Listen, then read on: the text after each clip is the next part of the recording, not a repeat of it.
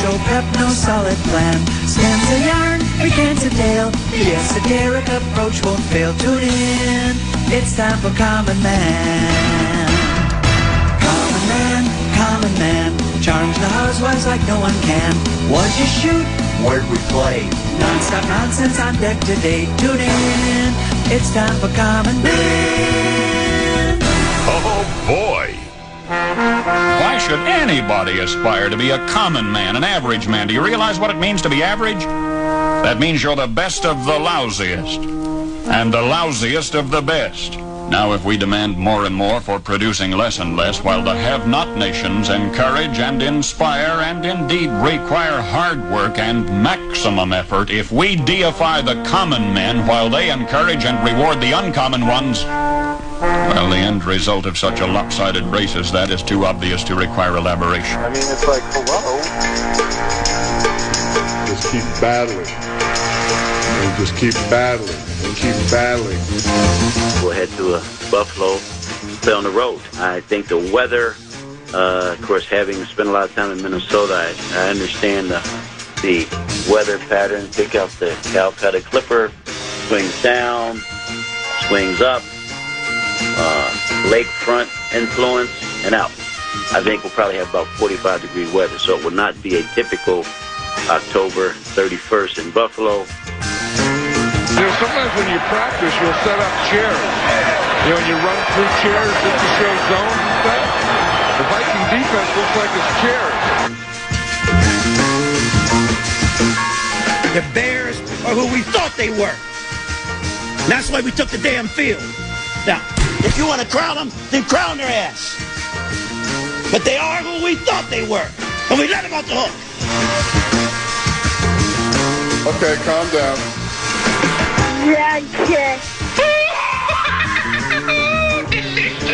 Yeah, Rosie. Welcome back to the spotlight, young man. Ladies and gentlemen, we got him.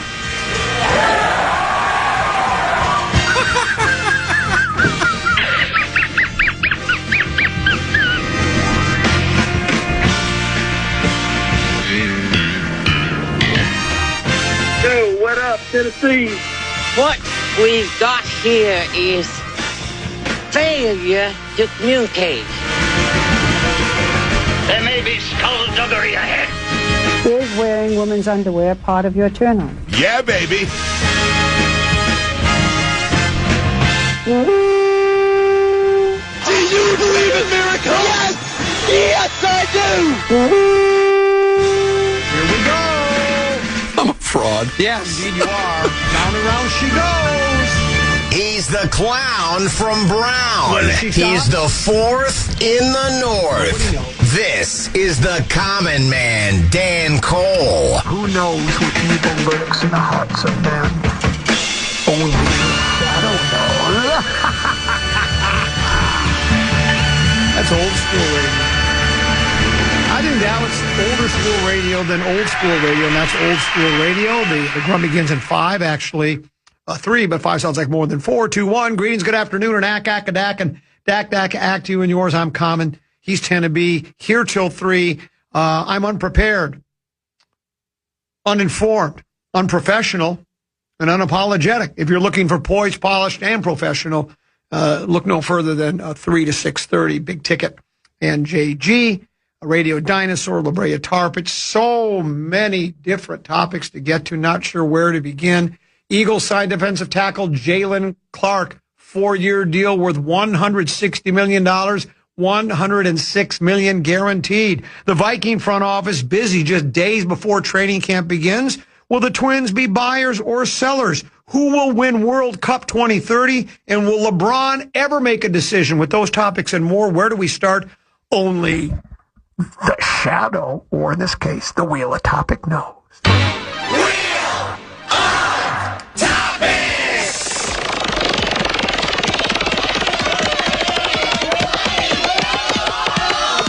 Commons Golf Game. I've been getting a lot of inquiries to where is Wheel of Topic. And there are people that think I hung up the clubs, hung up the cleats, my soft spikes. I don't wear metal spikes like Lucas Glover.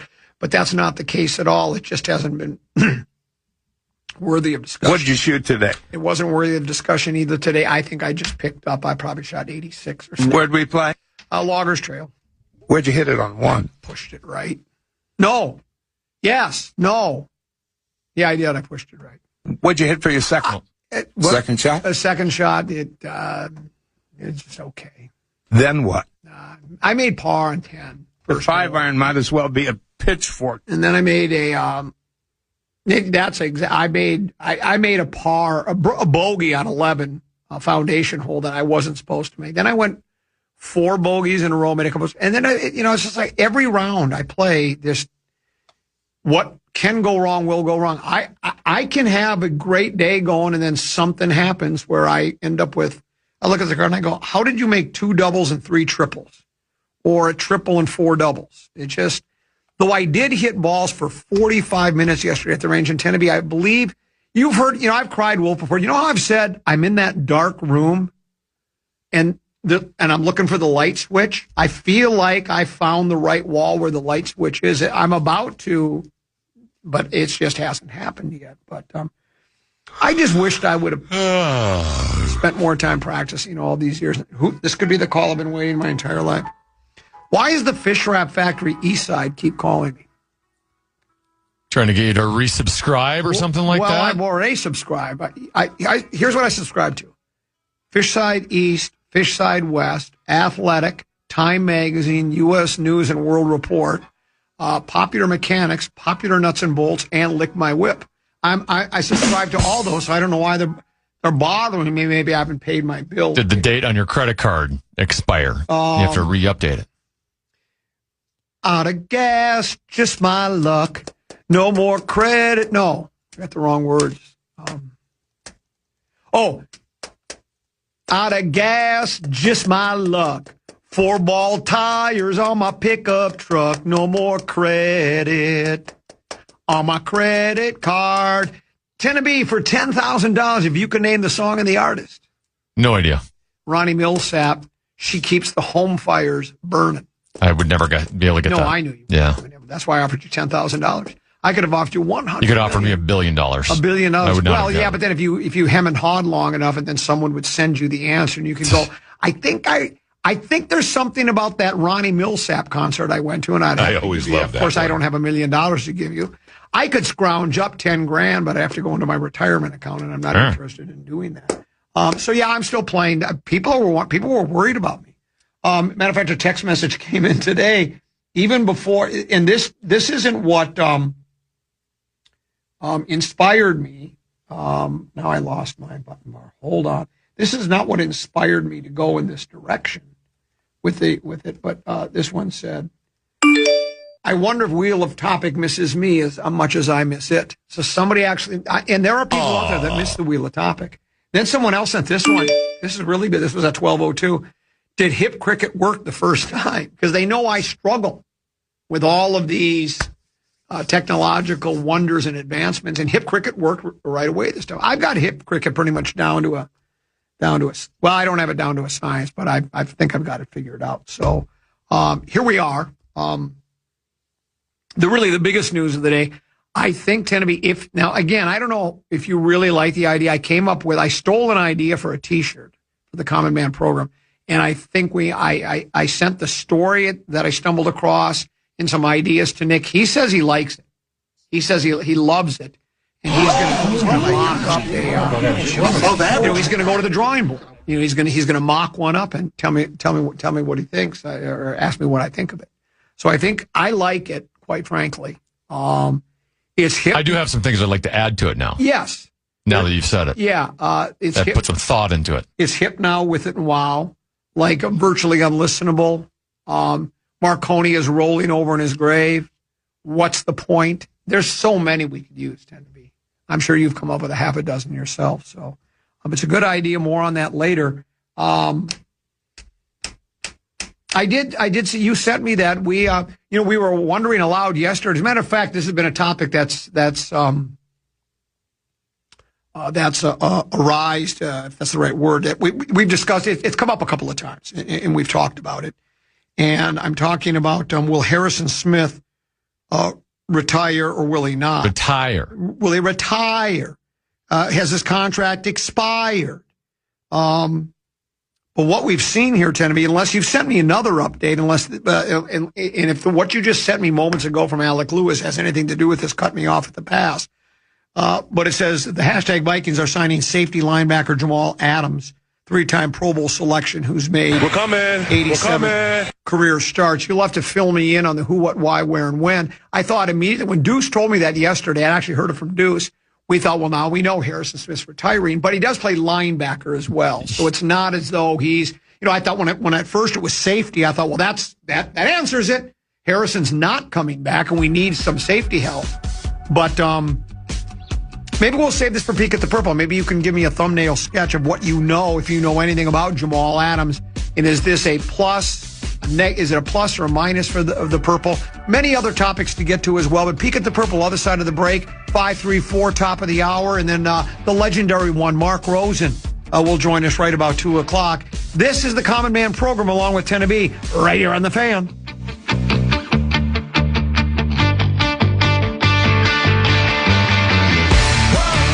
Hey, The Fan and BigDeck.com want to give you a shot to win bonus bucks with our national cash contest. Just enter the keyword RICH at KFAN.com now for a shot at winning. That keyword is RICH. Enter now at KFAN.com. The Common Man. Every hour from 9 a.m. until 5 p.m. To enter the keywords and learn more, head to KFAN.com. Bonus bucks is presented by BigDeck.com. Couple 13-14 pastime. Common He's Tenneby, the head coach of the soon-to-be big game world champion Minnesota Vikings, Kevin O'Connell, and new GM Nolan Teasley are scheduled to have, I don't know if it's a joint news conference, but it's scheduled for about a 12:30 start. So we're going to do a short peek at the Purple here, brought to you by our friends at Affordable Electric. Remember, when these temperatures go up like this, your air conditioner works overtime, and that could put a lot of stress on your system. Panel upgrades, the whole thing. I mean, if you like all of a sudden when that air conditioner kicks on, your lights flicker, might be time to check in with the folks at Affordable Electric. For all of your electrical needs, affordable-electric.com, affordable-electric.com. They are, shockingly affordable. Jamal Adams can be signed by the Minnesota Vikings. I don't know much about him other than in the tweet that was sent out yesterday that you forwarded to me. He was wearing a Radiators jersey, so I know he played for the Radiators. That's about all I know. Someone just sent me, and I don't remember this, and whether it's accurate or not, but I'm going to go with it for now. Hold on. I don't have, I have a lot of issues here. Why does this do this to me? Someone said, you may recall, Common, your Kitty signed Jamal Adams off the recliner 2 seasons ago when they were decimated with defensive injuries and just needed live bodies. I don't remember that. Is that what he is, just a live body? Tenneby, what do you know? He's made the Pro Bowl before. Is he past his prime? Hasn't hit his prime? What do you know about him, if anything, about Jamal Adams? Linebacker. Well, I mean, the fact that he's available on July 28th would lead you to indicate that there's not much. He's not in his prime. It was once a part of a big trade from the Jets to Seattle, where our guy Nolan is now, our GM was at the time. He had a great first season, and he was playing safety back then. Okay. At that time, you probably could have said he was maybe best safety in football. Now, he's had a bunch of injuries over that stretch since 2020, and had a 4 or 5 year stretch where he just didn't play a lot of games until last year with Vegas. But was always a safety, played a little linebacker last year with Vegas. He at least was healthy a good chunk of the season, though he didn't start a lot. So, yeah, I mean, he's not 2020 Jamal Adams, but I guess from a Viking standpoint, he might be one of those guys that can play multiple positions, which is what B-Flow likes, right? Like Josh Metellus can play basically like he's a Swiss Army knife. Right. And Jamal can play linebacker for you. Maybe can still play a little safety. Who knows? And maybe B-Flow gets something out of him. Breaking Vikings news. Now, Brian O'Neill signed a 4-year contract extension that will keep him with the Vikings through 2030. The 2-time Pro Bowl right tackle is preparing for his 9th season. This is from a news release from the Vikings. Turns 31 on September 15. The news was announced today when veterans reported for 2026 Vikings training camp. Selected in the second round, 62nd overall, the 2018 NFL draft out of Pittsburgh. O'Neal started 11 games as a rookie and hasn't left the lineup since, except when working through an injury. He has bookended the right side of the Vikings offense in 120 of 124 appearances and 3 postseason dates. He quipped, "I'd like to stay where we're halfway home." What does that mean?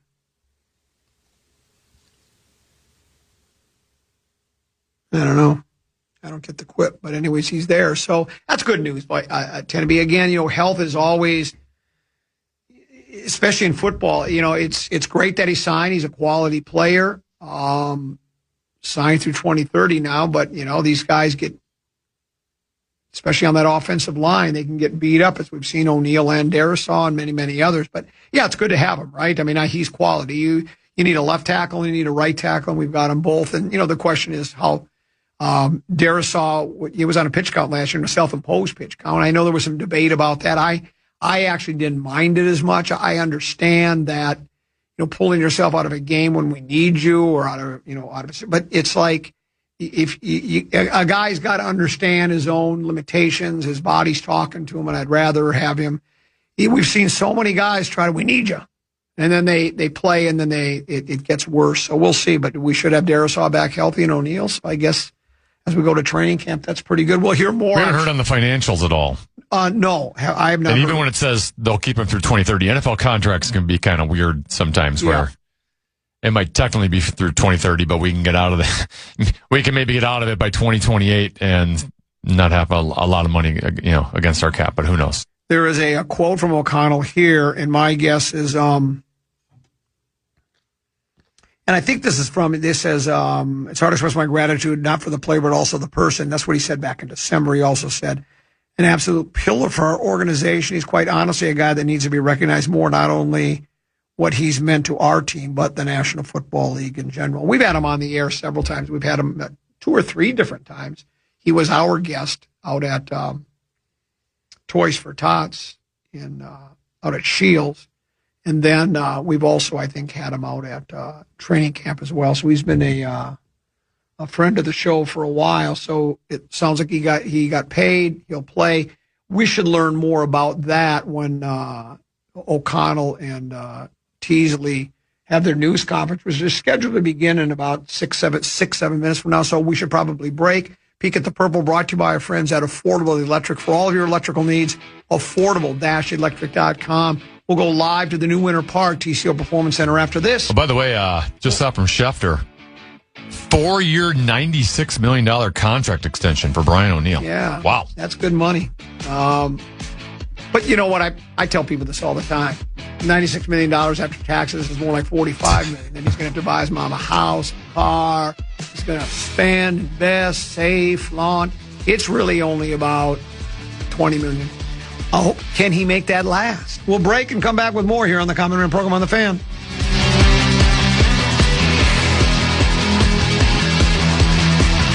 The Common Man. And it's important that we do those things for our players and be the examples on and off the field in this organization, and we take that very seriously.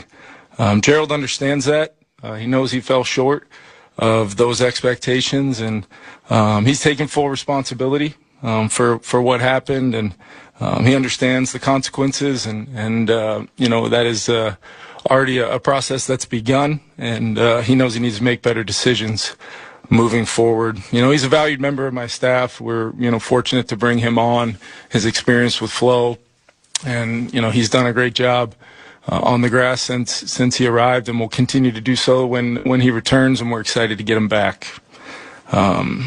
Changing gears, you guys know training camp is my favorite time of year, favorite time to get on the grass with the guys, and we get a daily task of trying to grow, improve, continue to build upon, one of the tightest knit groups in the National Football League from a culture standpoint. We're really excited about our team this year. Every year at TCO here, I think we have the best training camp set up in the National Football League. You guys know I think we've got the best fans in the National Football League, and look forward to welcoming them out starting on Saturday. So it's been a good off season for our team. I really liked the way we approached the off-season program, getting the most out of it, even though, the circumstances aren't what they're going to be in training camp when we can start applying physicality and really going through a very grueling, difficult process to kind of build our team the right way. And I think between now and when we open the season, there's a lot of room for improvement, but I know I speak on behalf of our players when I say they're excited about what the potential of our team can be, but that's what this time of year is for all 32 teams. There's a wonderful opportunity out in front of all of us, and we got to go to work to maximize it every single day. It's going to be a physical camp. We want to really build our team a certain kind of way. We have enough experience now since I've arrived here. I know with clarity the type of team that we need to build and the improvements we need to make. And I think a lot of that alignment has been a daily thing that I've really enjoyed growing with Nolan every single day and his staff. It's been a really cool summer, getting to build these relationships and see just so many of the things that made us all so excited about bringing Nolan here. It's just awesome when it starts coming to life on a daily basis, and it's not only Nolan but the staff that he's assembled has been just as good of a staff as I've been around, quite honestly, and really look forward to see them continuing to build upon that. And then I'll defer to Nolan on this one, but with great excitement for me as the head coach to know that we've got Brian O'Neill under contract for a long time. He's been such a pillar of this organization, and just the leadership as a guy that from day one when I arrived here, he's been somebody that he's poured in everything since I've been here and a long time before that, and this organization means so much to him, our fans, our ownership. And just to watch this, process play out and the way Nolan and his staff and everybody handled it to come to this outcome on the eve of training camp is just a really, really good thing for our team. And I know Brian is going to go out there and have the best year yet with the type of off season he's had and his excitement about what we're doing offensively and where we take it from here. So I'll turn it over to Nolan. Yeah, how's everybody doing? Just kind of echoing that sentiment, like this is an exciting time of year, obviously, and can't wait to, just starting to see the setup come to life out there. I can't wait to welcome our fans and get this year started.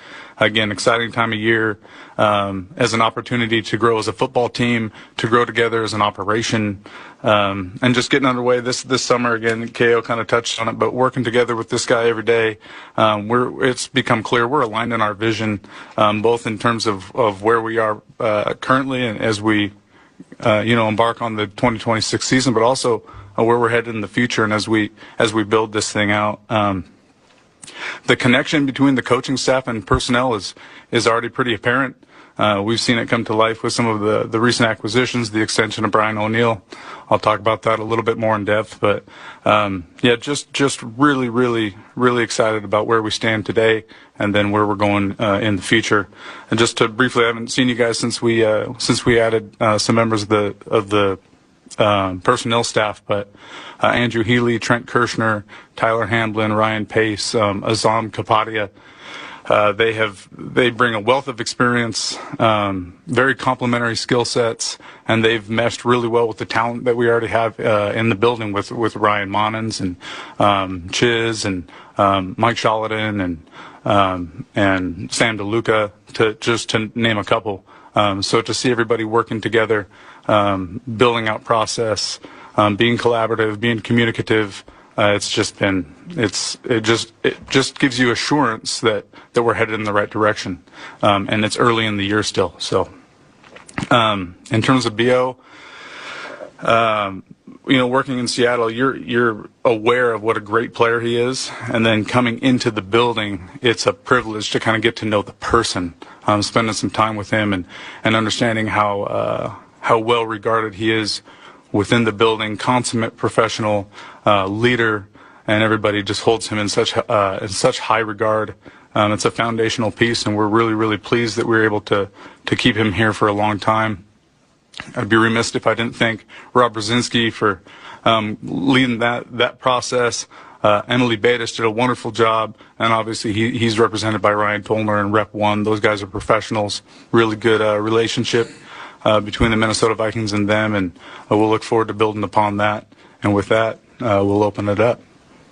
Kevin, you said this camp's going to be physical. Is that different from other camps? More physical? Well, I think you always want to find that balance, because you have to build kind of the callus of physicality with the rules that we have now. Really, and even over the next 3-4 days, we're still not going to be in full pads by the rules until Monday.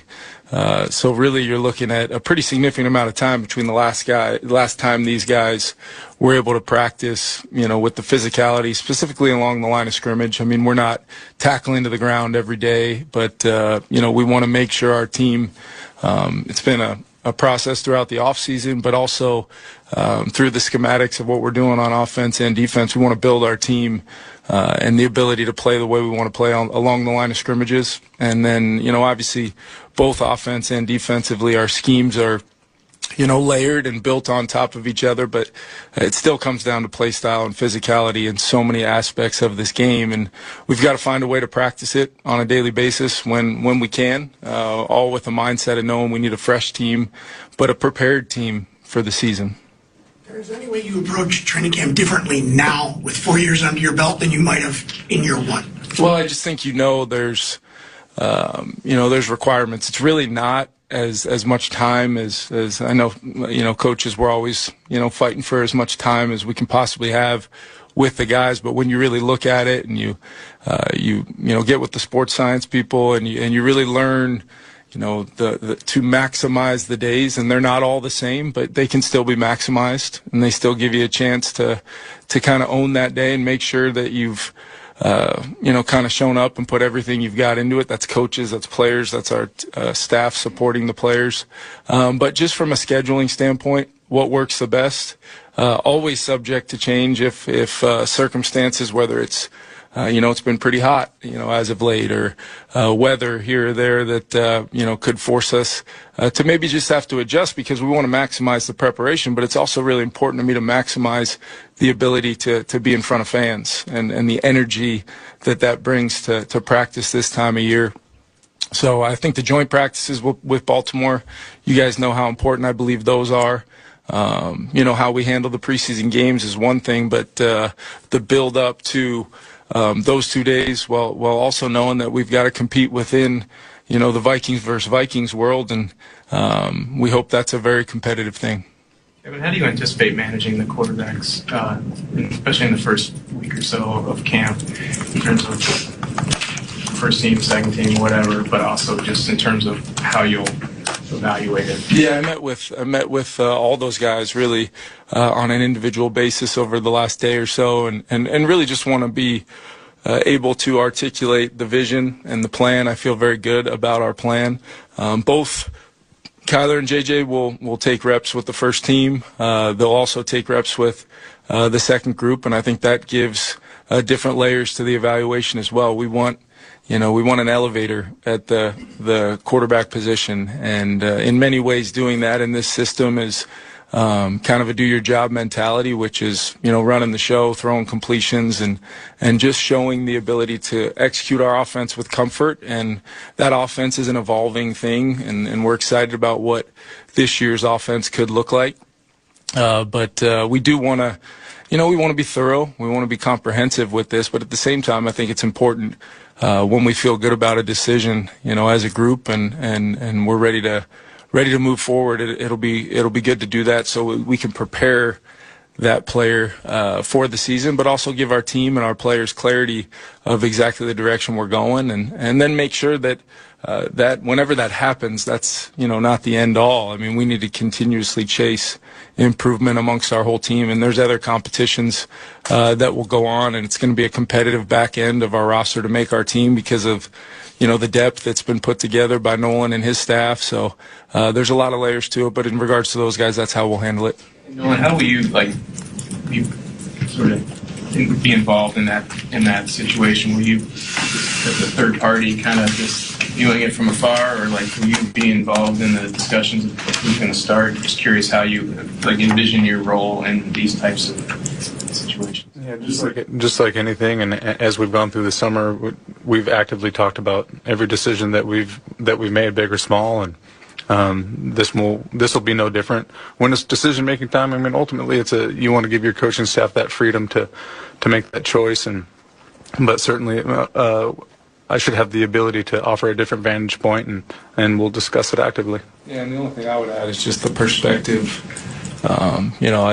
I've come to know him about scheduling questions. I've come to him about so many unique things, just because his experience and to have the ability to have that kind of dialogue about the decision-making process is only enhancing our organization and making me better, and that'll be the same case in regards to that conversation for sure. Kevin, with Christian Darrisaw, are there any physical concerns or limitations lingering yet with his knee, or is he?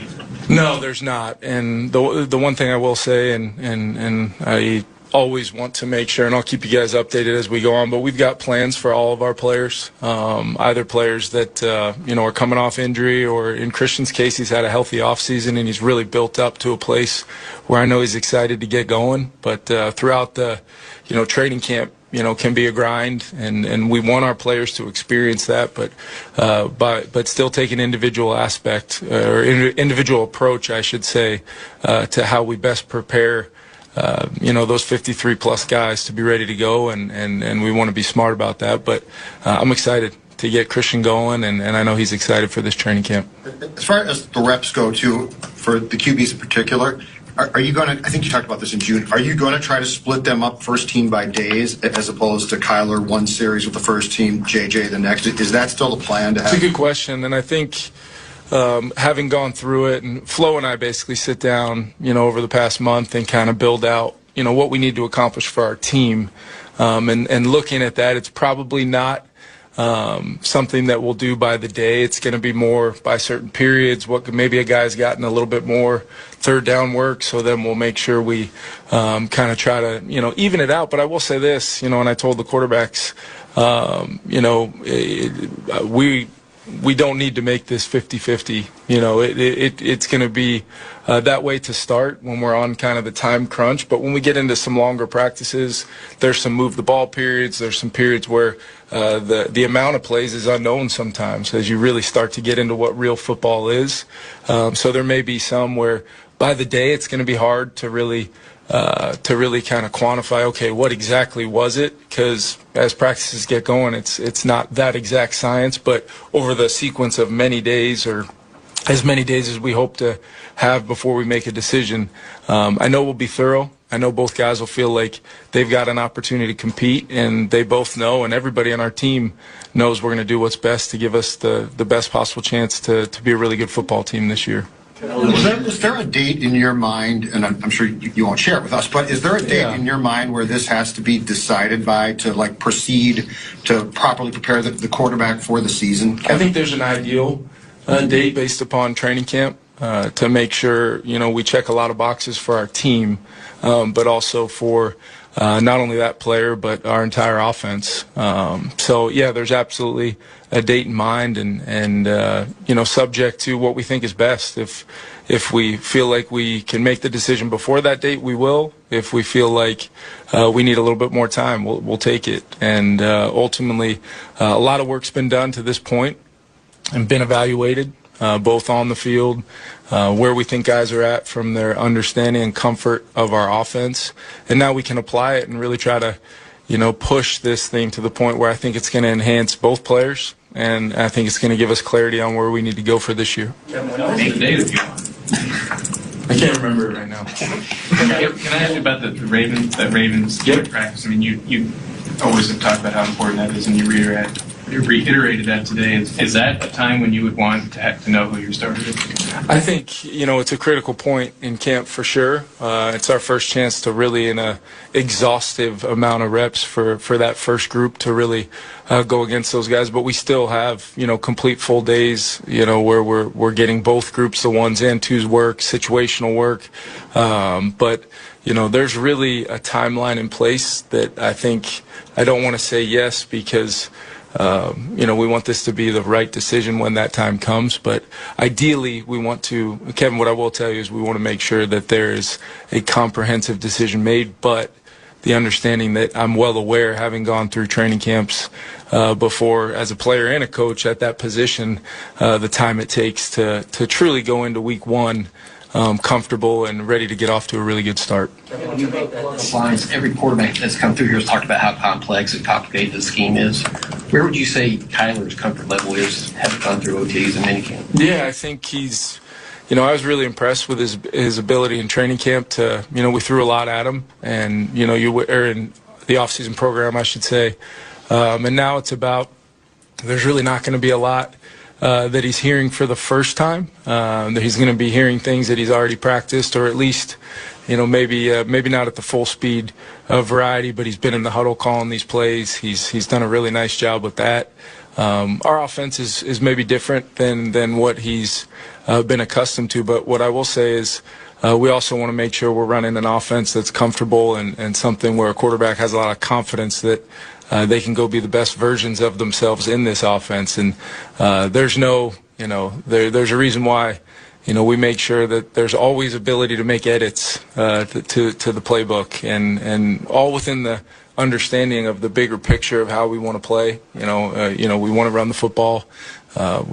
We've been really excited about what that has looked like from the time we welcomed our players back in the spring, and now we get to put the pads on and really see against one of the hardest defenses in the NFL to run the football against on a daily basis. That there's, I think the term iron sharpens iron gets thrown around a lot, but when you're going up against Flo every day, that you better be iron. That's all I know, because it's going to be a really challenging thing. When you make that announcement, do you anticipate, or make that decision, do you anticipate making an official announcement to give the guy ownership? Yeah, they'll obviously, if you guys are all right with it, probably be the first to know.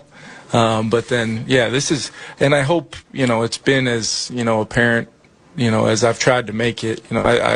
Transparency's really important within our building on things like this, but also with you guys as our connection to our fans. So, there's, this is going to be a very, when the decision's made, it's going to be a very, a process will take place, and then we'll move forward and go try to win games. When you look at your defensive unit, what excited you the most about being able to bring in a Jamal Adams-type player? Yeah, that was actually the thing that excited me the most was just, again, you guys will hear me talk about process, but just like having the conversations with Flo and the personnel staff and kind of bringing those two areas of expertise to life together. And first kind of started broaching the subject of Jamal just based on the skill set and my experience with him and, the energy and the passion that he brings. And then it started, getting in again to the specific skill set of what he does well, and then what Flo task players or what he can give them the freedom to do within this system. And so those things aligned, and I think Flo was excited about the acquisition. I know Jamal was excited about the potential and the possibility of being here, and those two things came together. And so to me that's good process, and then we'll see about the result, but I'm really, really positive about that direction. One more question. Are you actively pursuing another backup pass rusher? Yeah, if there's a good football out there somewhere, we're actively discussing it and pursuing it, and then finding ways to improve our roster every day of the week, every day of the month, and every day between now and the trade deadline and the end of the season. Is that guy out there? There's always good football players out there, for sure. Well, what was your perception of Kyler just competing against him as much as you guys did out west? Listen, he was the number one pick for a reason. It's not just about what he can do with his arm, and we all know that he can operate on schedule, and I was excited about the potential of seeing him in this system, and then how we were going to complement it with the run game. But rarely do things go as planned in the National Football League, and so it's the extension of the play and what he can do. What he can do in that arena. When he can create as well. Kevin, how do you think about the conversation about his play style and the system and the fit between those two? Yeah, I think he's always been an accurate passer, especially when you study him, the rhythm of the game, when he's in that rhythm and you feel this command of his ability to throw completions and move the team. And then, you do feel you don't have to watch his tape very long to feel that play extension and the ability to, not only steal some first downs with his legs, but he can go get a lot more than that. And I think the key with that is he's learned, and as guys learn throughout their career, no matter their skill sets, it's about maximizing each play with an intent on, what is the outcome that we're looking for, what has schematically been designed. But then it's on top of that, my ability to extend and maybe create the play beyond the scheme, which is always a good thing. But then there's the negative outcomes, whether it's guys getting hurt or turning the football over. We know some of the things that are critical to us winning, really since I've been fortunate enough to be the head coach here. And the quarterback position plays a huge role in that, because they're the guy that commands the offense. They've got the ball in their hands, making decisions with the football. And Kyler has demonstrated, throughout his career that he's got the ability to do that at a high level. And I think it's the consistency factor of what we're looking for. But then I think it's also understanding he's got a pretty darn good group of players around him in that huddle. And, he's simply doing his job, and the effectiveness of doing that consistently has proven to be a really good thing for guys that have played in the system. Last one to Kevin over here. Guys, has anything changed with Harrison Smith and where you guys stand with him? Is that still an open door if interested, or do you guys have any clarity there on Yeah, I would just say I spoke to him recently, just like, I always do, and we had a great conversation. Nothing has really changed, but there was never an expectation, at least on my end or our end. I believe that now would be the time we would really, dive into that, and we'll continue to have dialogue with him and keep you guys updated as if there were to be anything come about with that. Thanks, everybody. Yeah, there you go. That's the head coach of the soon-to-be big game world champion Minnesota Vikings, along with new general manager Nolan Teasley. Greatest facility on the planet, best culture in football, best fans in football. Everything's wonderful, despite the fact that odds makers say have the worst chance of winning the NFC North. But you know what? The odds makers don't know nothing. We know all about the purple. Kevin likes being on grass. I like being on the air. 10B likes being on the ice, and golfers always like being on property. I just love everybody's got their little lingo, and he's excited to be back on the grass. I haven't had any grass. I don't know, last time was back in the 90s, I think, for me. I stuck the cork in my bottle back in Did I tell you I quit drinking? 1990, yeah, that was it for me. So there you go. Let's take a break, come back. We'll have all of our reaction to the news conference action a little bit later. But on the other side of the break, our friends at Willow River Company will bring us 534. 10 on what you got. Could a local team trade one of their MVP candidates?